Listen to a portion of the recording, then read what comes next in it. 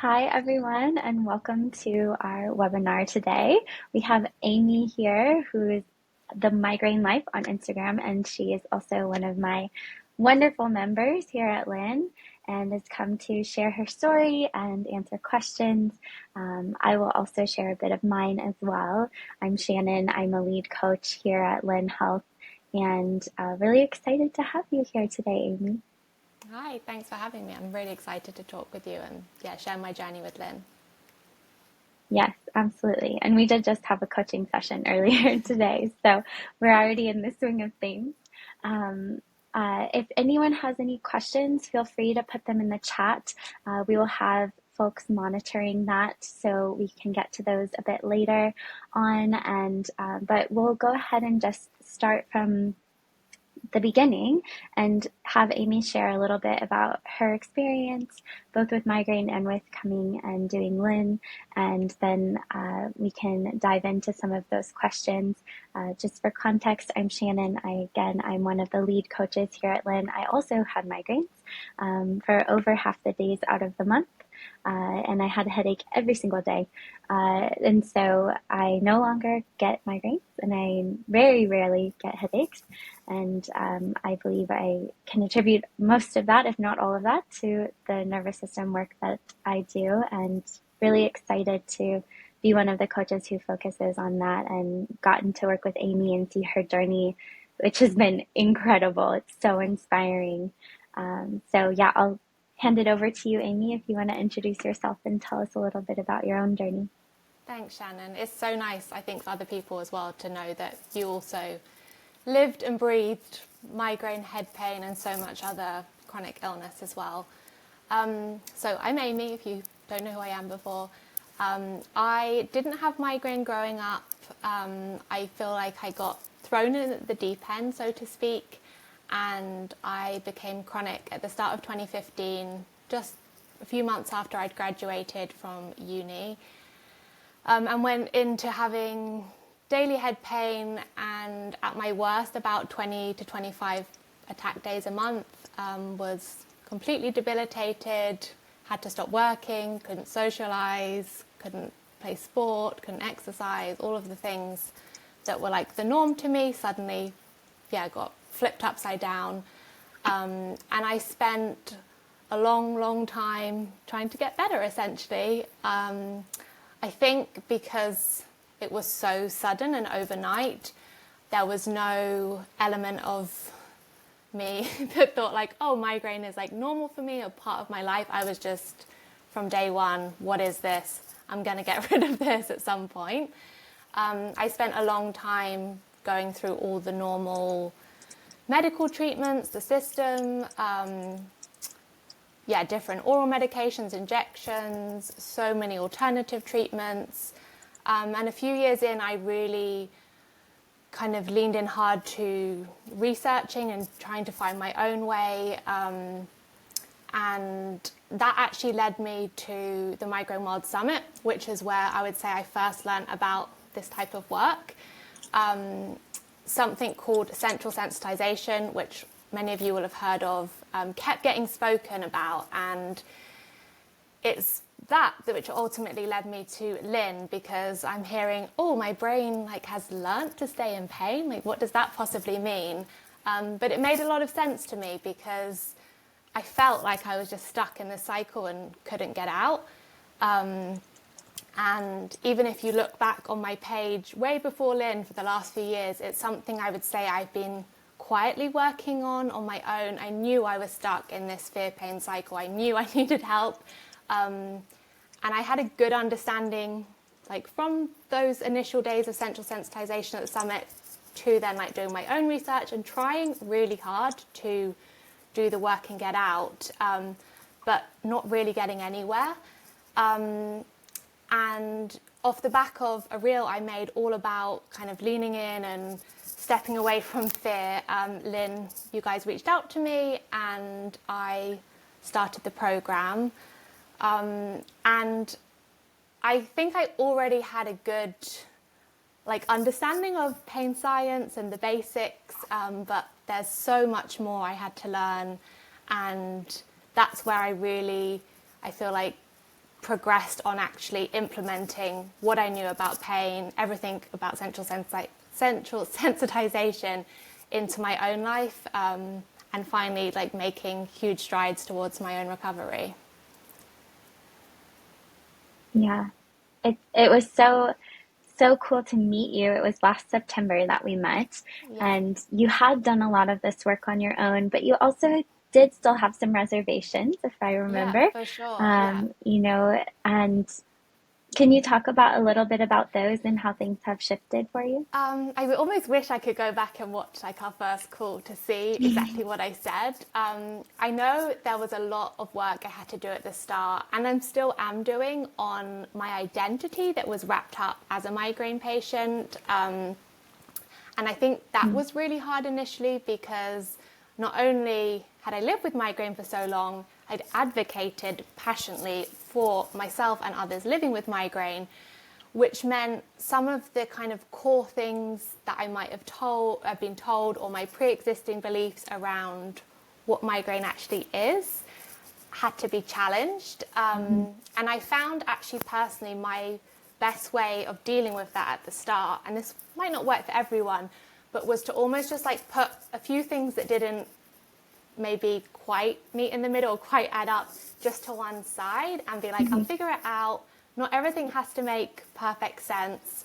And really lean in and trust that I've got to give this my best shot, and to do that I have to kind of go with it, not against it, and at every point not suddenly be like, oh, but actually my doctor once told me this and this. So I think, yeah, that was probably a lot of it. And if I'm honest, I was really hopeful it would help, but I had no idea or like no expectation that realistically you would have got rid of my migraine attacks in the space of several months. So yeah, definitely was Yeah, skeptical. I just got Definitely, goosebumps. I had no idea, but that's the truth. I would have been like, I'm really hopeful this is going to help, or like give me some tools and strategies, but not actually rewire my brain out of having migraine attacks. Like that's Yeah. crazy, but possible. I know it really is possible. It's absolutely possible. But, I think that you approached it in a really beautiful way because it was about discovery and curiosity. And, I don't remember you gripping so much. You wanted things to be better, but it wasn't, oh my gosh, it has to get better or else. Which I think a lot of people, myself included, that's how I felt when I started doing this work. And it can take some time to like relax and let that go and let it unfold, which is a big ask. But you did that so beautifully in your own journey. And you saw changes pretty quickly in the big stuff, and the little stuff is still or was still kind of there. Can you talk a little bit about how you, um, like you said, you put things kind of off to the side for a bit, but can you talk a little bit about the different types of pain that you were experiencing and how you would respond to those things and how you do respond to them now? So, do you mean in terms of techniques or just thinking about my pain? I would say I kind of was thinking more along the lines of like you would have the big flares and the Okay, like yeah. attacks that you would have migraine wise, and then you also had what you call background pain. And I know that's something we've been working on more recently, but I Yeah, do think it's useful for folks to know that like it can work on all sorts of different types of things. It yeah, may work in one way for one person, may get less of background pain, but more like still be dealing with attacks, or like you yeah. got less attacks but still had some background pain, or it's all of it. But if you keep going, you keep practicing, and you keep trying things and pivoting when needed, it gets you where you want to go. Yeah, so I had from the start of 2015 daily background pain, which didn't actually cause me too many problems. It was just there constantly, and did feel the only word I would really use to describe background pain is suffocating every once in a while when you realize quite Mm, how like there, but it didn't actually debilitate me in the same way as migraine attacks did. Having said that, having constant daily head pain that can always have the chance of developing into a migraine attack, that's, I think, what really kept me in the fear cycle, because I was never having a break from it. I was never having the crystal clear headache days that doctors talk about. So for me, it was always there. And at the time I started Lynn, I'd halved my migraine attack days. So I was already down to 10 days a month on average, which did give me, I think, a bit of breathing room and a little bit more, number one, confidence that recovery can happen. I'm already seeing progress, but also I do think it helped me engage in the program in a way that I would have found harder if I had been doing it when I was having like 25 plus attack days a month. So my attacks, they always debilitated me the most by pain. So yes, I had other symptoms of migraine. I was light and noise sensitive, loads of other horrible things, but mainly the pain was always my biggest symptom and most frustrating symptom. It would move around a bit, as we know, typical of neuroplastic pain, but in general, it would be like here, and it would be a throbbing, pulsating, stabbing, that kind of feeling. Which are such fearful based words too, Yeah, right? which we don't talk about now anymore. We don't call them that, but that's for our audience, that's how I would describe it. Yeah. Yeah. And I thought the easy thing to get rid of would be the daily background pain, because that doesn't cause any problems really. So I've been really surprised. I know we've spoken about this a lot on the calls, but really quickly my attack days came down to virtually zero very quickly. I was having a few a month within a few months of starting the program, coming down from 10. And my background stuff, it reduced in intensity, I would say, but it stayed at it stayed consistently. In the sense, I would say it's always there, but I don't really consider it pain most of the time anymore. It's at such a level that I would describe it as sensation. Some days we've changed our language a lot anyway, but I don't see it as this big thing anymore. I go back and forth with it every now and then. I'll come back to Shannon and say come on, we need to work on the background pain. But because I've had such a transformation with attacks really quickly, I just see it now as my brain has been pressing that daily background pain for such a long time. It's just still finding its way. It's gonna go. If my attacks can go, of course the background pain can go. But it's just taking its sweet time, finding its way, finding its new groove, I like to think of it. But yeah, that's kind of the main difference of the two types of head pain for me. Yeah. And what you just mentioned about if I could make this thing go down or go away, then this will as well. And that's such a great thing. And we actually work a lot about the way that we think about our pain and the way we talk about our pain in the Lynn program, because to bolster yourself and tell yourself, oh, but I did this, so it means I could do something else. It's so important to celebrate those wins, no matter how small they are, even if it's I had head pain, but I got up and I made myself tea. If that's all you can do, celebrate that. And I know it seems small, but by stretching that muscle and by celebrating that and knowing that you are capable of changing your experience, whether you'd need help from Lynn or something else, that's okay too, and that's what we're here for. So you've also had quite a few triggers that you've overcome or eliminated completely, particularly tennis, the sun, all sorts of different things. Can you talk a bit about those and what's different now? Yeah, although you are spoiling a reel that I'm about to share in a week's time, but Oh, that's shoot. okay. Spoiler alert.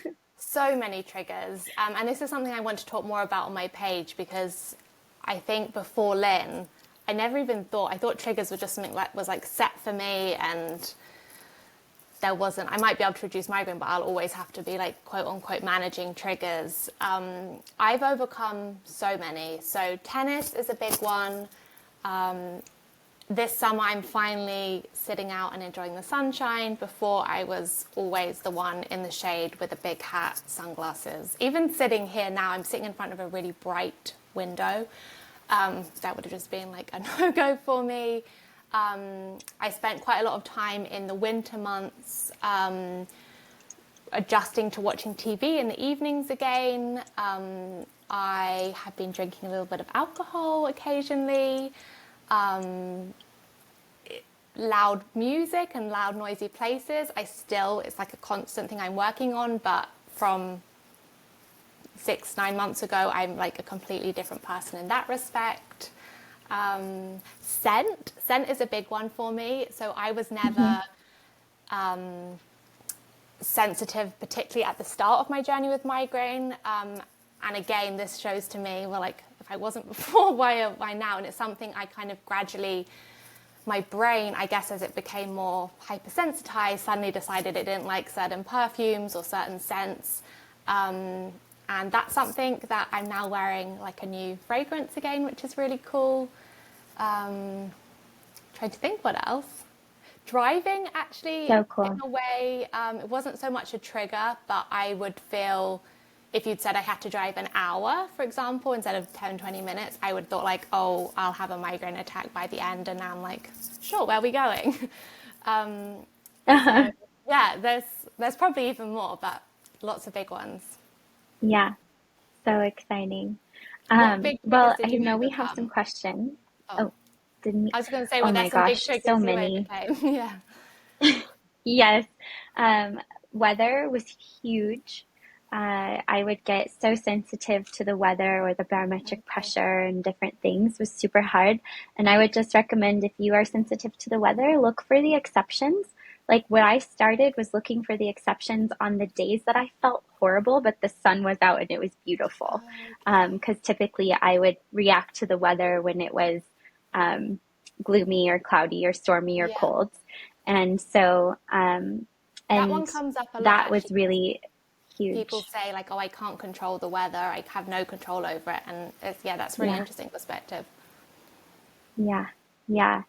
And it's interesting because you and I, we both have used the weather to describe our pain and our sensations as a safer way to talk about what we're going through than like throbbing, burning, stabbing, or like focusing so much on the pain. And that was also really helpful. And, I never really thought about it like, oh, well, we can't control the weather and we're talking about our pain as the weather. But also the way that you and I use that analogy, it's a way to visualize like you use calm or stormy seas. And so when the seas are feeling kind of stormy, you can bolster your ship or you can like imagine peaceful calm seas or that sort of thing. So Did you want to look at some of the questions? yes, yes, yes. Let's do that. I have a couple and I know you've gotten a couple as well. Do you want to start? Yeah. So one of the ones actually that didn't come through Instagram, but someone messaged me earlier and has come up a lot. And it kind of links back to what I was talking about earlier. But how can people start somatic tracking when they feel like they're having attacks every day or they feel like they're not never having lower pain or moderate pain days? What advice would you give to someone like that? I would say I did not enjoy somatic tracking. And so the way I do it and the way that I usually help my members and patients do it is to focus on neutral or positive sensations. And so Amy and I were actually just talking about sometimes when you have a big head pain day or a big sensation day, you may feel a bit like that's the only thing that is you in that moment in that day. And so by tracking other parts of your body that are actually safe, the back of your hand, I always use it to the tip of my nose, my ears, or my toes, Yeah, I do my or my toes a lot. fingertips, just something very simple and typically doesn't cause issues. I would focus on that. And so we want to it's almost like growing a different body map, like where your body map is currently just pain. We're kind of like adding in other things and bringing those more on board. And it's okay if it's not positive. It can be neutral. Like my nose is not a positive thing. It's just there, you know? So I would say that's how you can definitely start somatic tracking, even when you have very high amount of pain days. Yeah, I found that so helpful. It sounded Um, almost too simple when I first learned about finding neutral sensations, but when pain is really loud, just knowing that there's somewhere else in your body that's not loud and is just completely calm and neutral is, yeah, did incredible things. Totally. Absolutely. Let's go to the next one. Let's see. I have one here. We actually have some from the audience today too. We'll do an audience one and then we'll go back to ones on your list, Amy. Okay. Let's see. They ask, what do you say to your neurologist when they don't believe it was Lynn that changed your migraine? I've gone from 24 a month to 0 to 1 a month. Whoa! Whoa, who is Oh that? Does my it gosh, say who it is? amazing. That's Her name's incredible. Sarah. Oh, Congratulations. So congratulations, Sarah. That's exciting. incredible. Um, Oh, that's a tricky Amy, do one. you have advice? It I is a think tricky one. some of the issues with neurologists and with doctors is the wording around this. So many, or most good doctors, especially if they're a headache specialist, they should be familiar with, I would always go back to central sensitization and this idea that pain has like learned and become this vicious cycle. So I would almost approach it from a slightly different angle, perhaps, and change the wording up a bit.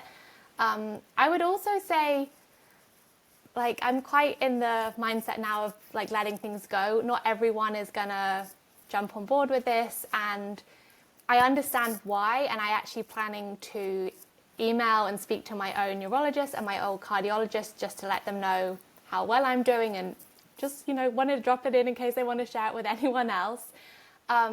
But I also would let go that it's not your responsibility to make everyone on board with this. And yeah, don't worry too much. If your neurologist doesn't want to hear it and doesn't believe it, fine. So for them. Definitely. Absolutely agree. You know, you don't have anything to prove to anyone. You get to have this experience, and if people are willing and able and ready to hear and want to try it themselves or offer it to their patients themselves, great. Like, absolutely, like take those moments. But the important thing is that you're feeling better. But I love that you want to get your neurologist on board Yeah. too. So we also want to get your neurologist on Yeah, board, but we know like, it takes who time. are they? Let's look them up. Okay, I'll find another question. Um, So, oh, this comes up actually quite a bit on my page, but someone's asked, Rosie's asked, are there any tools from PRT that are relevant to episodic migraine? And just to add to this, there seems to be quite a few people who've reached out to me who are maybe having a couple of attacks a month, or basically not chronic and in daily pain. And sometimes it surprises me that they feel this type of work wouldn't be relevant to them. Yeah, I would say that this type of work is extremely effective for chronic pain, and it doesn't matter if it's not happening every single day. I think the episodic stuff, you oftentimes can make even better connections because you're so much more able to take a lens and be like, okay, well, what else is happening around Yeah. me when these things happen? A lot of folks really go into oh, it's my cycle, oh, it's my hormones, oh, it's this. But then when we zoom out and we look at other things, and that's one of the first things we do at Lynn is we gather evidence of how this could be neuroplastic or primary pain. And so that's what I would suggest. And absolutely, this work can be extremely effective for that type of pain, or things that seem to come out of nowhere, because often it's not actually out of nowhere, but there's something going on perhaps with the thinking, the emotions, the stimulus around you. And just making those connections can be very helpful. And you absolutely can shift and change that experience. Oftentimes, pain is a signal that there's something not safe. And so, what is it that your brain may be interpreting as not safe for you? It doesn't have to be emotions or food or weather. It could be all of those things. It could be none of those things. It could be a fight with a friend, whatever it is. And so I would say absolutely, like you can absolutely change the trajectory of that and get rid of those. I wouldn't go into it with the idea that I have to do it or this is the only outcome that I will accept is none, because that is again that gripping that I had to really struggle with. And I would just go into it like beautiful Amy did with that curiosity and just, what could I change and how could this be different? Cool. Beautiful. Okay, so we've got a couple of others. How long have you seen these improvements, Amy? And then the other one would be any tips on how you lost the triggers to your migraine? I saw improvements really quickly. So I started at the end of September. I feel like I properly got going with the program in October. And I almost like don't want to say it at times because I know for other people it takes a lot longer. But I think in November and December I only maybe had like 1 or 2 migraine attacks, or I was pretty much down to hardly any. Like I had a migraine-free Christmas. I cooked Christmas dinner, like just mad. So I Yeah, really saw that was such a big huge deal. improvements really quickly. A few days even like stand out in my mind of times where I was, yeah, just completely lent into the work. I actually used to carry around like Rescue Remedy with me, which was this like, I'd forgotten Mm-hmm. about this until the other day, but I didn't want to ever feel that I like was stopping myself from taking acute medication, but I kind of knew I didn't need it a lot of the time, or even if I felt like I needed it, it didn't actually do much. So occasionally Yeah. before doing something that felt big or felt a bit scary, as well as doing lots of the other techniques that you learn in Lynn, I would have like a few drops of Rescue Remedy, and that was like almost my thing to my brain of as the same almost as taking something. It felt like I felt like I was tricking my brain a little bit, Yeah. and that actually helped me a lot Yeah. in the initial kind of weeks and months. I don't take Rescue Remedy anymore. I just go out and do things. And for overcoming triggers, I would say it's been quite different for different things. For exercise and tennis, Shannon was and is still incredible, but put together almost like a plan, I would say, with me of getting from tennis feeling like this long-term goal to back playing tennis within a few months. And there were lots of different parts to that. I worked on visualization. I had like little trips to my local tennis club. I took my dog Crumpet with me. I found a lovely new tennis club and went for a nice coffee and walk by it in the sunshine. I really like slowly built up tennis as opposed to just feeling like I'm just going to go play tennis one day. And did it very slowly, I guess, but quite quickly, really. And I'm trying to think with other triggers. A lot of it has just been breaking things down into smaller than I would ever have set for myself, maybe increments, and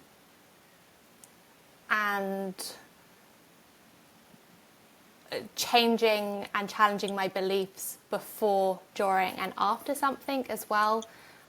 Especially the after one I wasn't very good at before, like checking in after exposing myself to something. Yeah, that was a big one, I think, for you was that before, during, and afterwards, because it can be so helpful to help with the like build up and like build, calm things back down, and then checking in during, making sure like you're still feeling like, okay, yeah, I got this, or do I need to just take a little moment? I'm okay, I can take some water. And then also afterwards, you always would sit in the car and kind of recalibrate yourself and Yeah. remind yourself that you are safe and it's good and things would be okay. Because I think, we don't need to check in with ourselves all the time. But sometimes doing that check in can help make our nervous system know that, hey, we're a safe person for ourselves and we care and we want to know that, all's well, and what makes you feel good, so that ramp up later on after an activity doesn't necessarily have to happen. So, Jess asked a question. I think she asked the same question on my stories, but it's a great question. I wondered if we could answer hers. She says, I really struggle with mhm. understanding waking up in the morning or the middle of the night with a migraine attack and neuroplastic pain, especially if I go to sleep feeling good. Any thoughts? Yeah.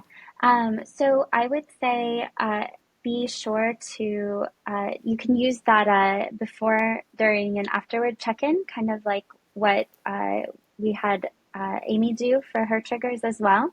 And so I would recommend, sorry, it keeps moving my question. Uh, Waking up in the morning, in the middle of the night with a migraine. Oh, I'm sorry. It keeps moving because everyone keeps asking questions. Where did I've it got it go? written down as well. Especially, On, okay, yes, yes. So if you go to sleep feeling good, do you have a fear that even though you go to sleep okay, are you afraid of when you wake up in the morning? One of the things that I would recommend is this outcome independence of, no matter what, I will be okay. So can you meet that migraine in the morning with kindness, compassion, a feeling of safety, and like that it's, I know this is going to sound crazy, but that it's okay, that it's there. And we've worked on that a little bit with Amy, with her background pain as well. That it's okay that it's there, and that it's okay that it can go. And there was another member also who had migraines I was working with, and it was really important for her to be able to accept what was coming up, but know that it didn't, just because you could accept it doesn't mean that it had to be permanent. And that was a huge thing for me in my own recovery, that I would be allowed and I could allow myself to accept something and know that it also could change. And so by meeting that migraine in the morning, instead of, oh my gosh, here it is again, why I did all the things, I was working so hard, whatever it is, those thoughts that you're telling yourself, just really uh, breathing deeply, if that's a good thing for you. Sometimes people are triggered by breath work, that's okay, but just doing some things to help yourself and your nervous system in those moments of, I would say, probably fear when you wake up with those sensations. One of the things I used to do is I would listen to meditation or a guided visualization or something as soon as I woke up, because my morning were very difficult. And I still sometimes do, but now I also wake up and I'm excited to get out of bed. So I know it's possible for you too. So just be really patient with yourself and know that, like, you are allowed to have a good night's sleep. You're allowed to have a great day, and you're allowed to meet that sensation in the morning with compassion and kindness. And it doesn't mean that you have to like look out for the boogeyman around the corner waiting for the other shoe to drop. If you had a good experience, your brain can unlearn that, and will. So keep going. I used to for so long, the ones you'd wake up in the morning. Also, I would write off the whole day. That would be my initial thoughts, and it's Hmm. amazing if you start becoming aware of how many thoughts you have before you've even like properly woken up. And something that really helped me was almost not doing that initial check-in, like that, like straight Yeah. away before I've even actually properly come around. Like, oh gosh, like my body would almost be tense. Like, what's hurting? What happened? Like, Yes. if I roll over, and getting out of that was really Mine important for too. like the mornings.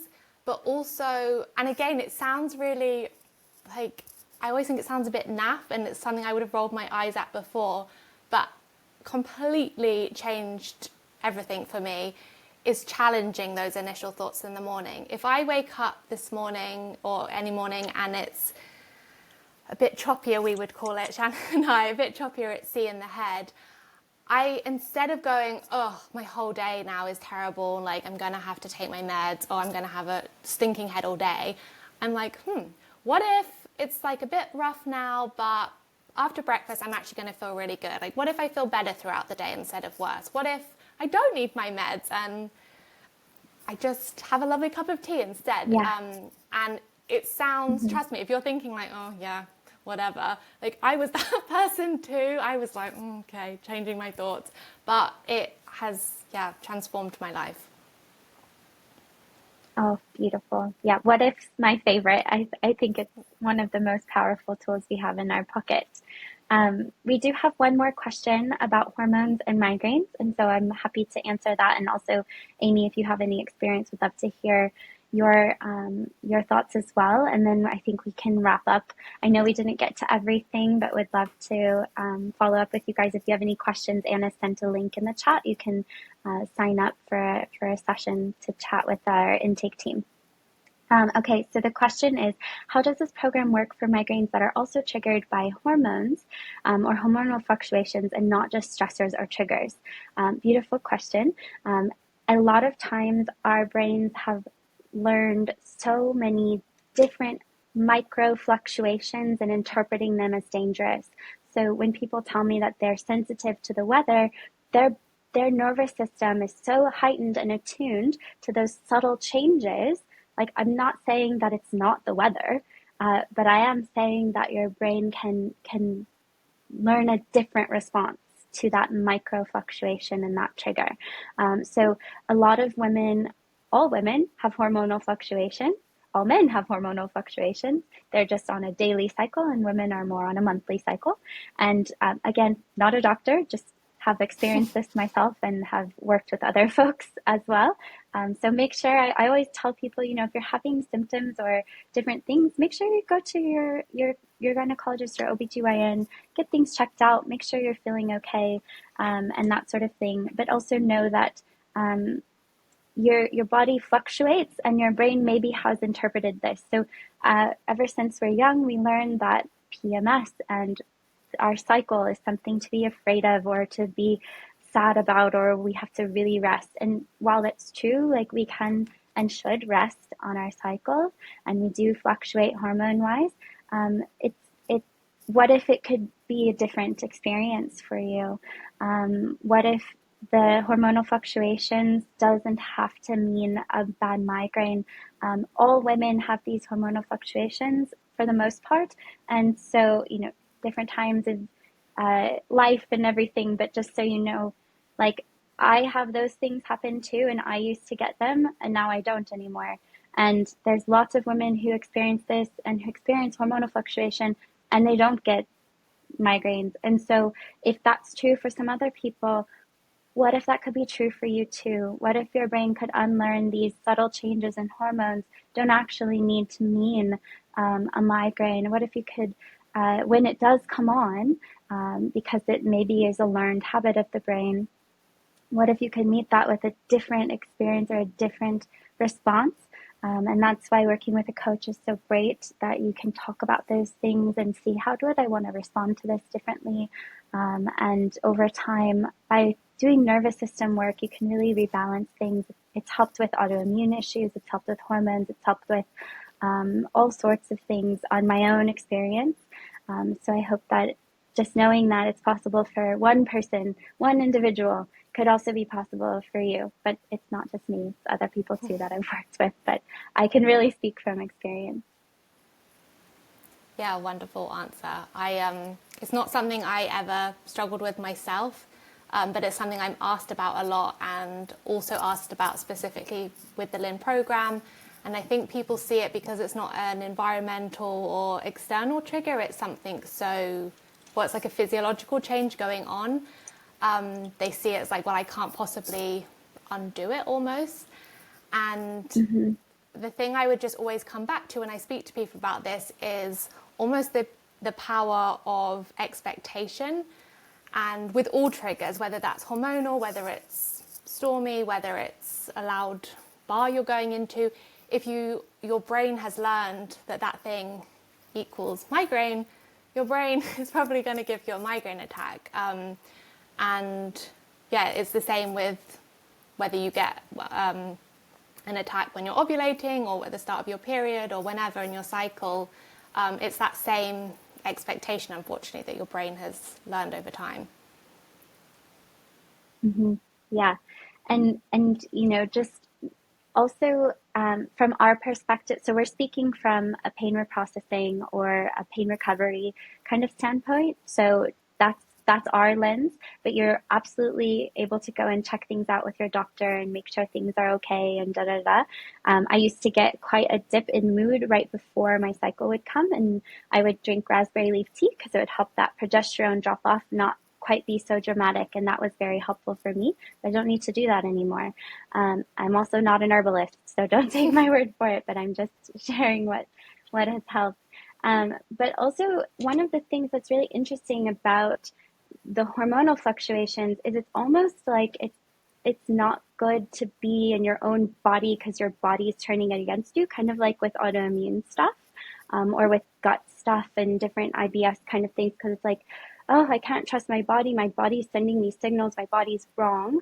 And so that's also something I would encourage to work on if that's a belief that maybe you have, even subconsciously, like that my body is actually doing the best that it can for me in this moment. And what my body thinks is best is to send me these big waves or these big sensations of migraine, and it's doing everything it can from what the knowledge and the things that it has. But I am also able to forge a new path and teach it a different way of inhabiting the world. And that's such a beautiful place to be in a place of love for your body. So I'd also encourage that as well. That came up, I remember, at the start because you were telling me, I think it became one of my mantras at the start even, but my body and my brain is actually trying to protect me, and it can feel for so long with chronic pain that actually you're at like war with yourself almost, and you're fighting against it, and it's the opposite. Your brain is only trying to protect you. It gets a little bit lost along the way, should we say, but it's only Hmm. trying to work for Yeah. you, not against you. Totally. It's just misinterpreting signals, or it has a little bit of missing information. And that's what all of this brain retraining and pain reprocessing and recovery work can help you do. And your nervous system is so capable, and that's all this neuroplasticity is so powerful. So I think we probably should wrap it up because now I think we did go a little bit over 30 minutes. But thank you so much, everyone. Amy, is there anything last final words that you would love to share? Um, and if you can't already tell from like my overexcitement constantly talking about it, if you're on the fence, just give it a try. Like it's just for a month even. Dip into the program, meet with a coach. I couldn't recommend it anymore. It's completely changed my life. Shannon is incredible, and I know so many of the other coaches are as well. And yeah, go for it. You can unlearn pain. Yes, you can. Thank you so much. And yeah, there's an intake link in the chat right there. Feel free to sign up and chat with some of our wonderful folks on that team who can help get you going. And yeah, it's definitely worth a try. And also know that you don't have to be 100% on board in order to learn and to make shifts and changes, and things can unfold for you naturally as well. So if you're at all interested, or you're having an inkling that, oh, hey, maybe this could work for what I'm going through, we talked specifically about migraine today, but just so you know, all of this is relevant for so many different types of chronic illness, chronic pain, chronic symptoms. I mentioned IBS, migraine, fibromyalgia, back pain, all sorts of things.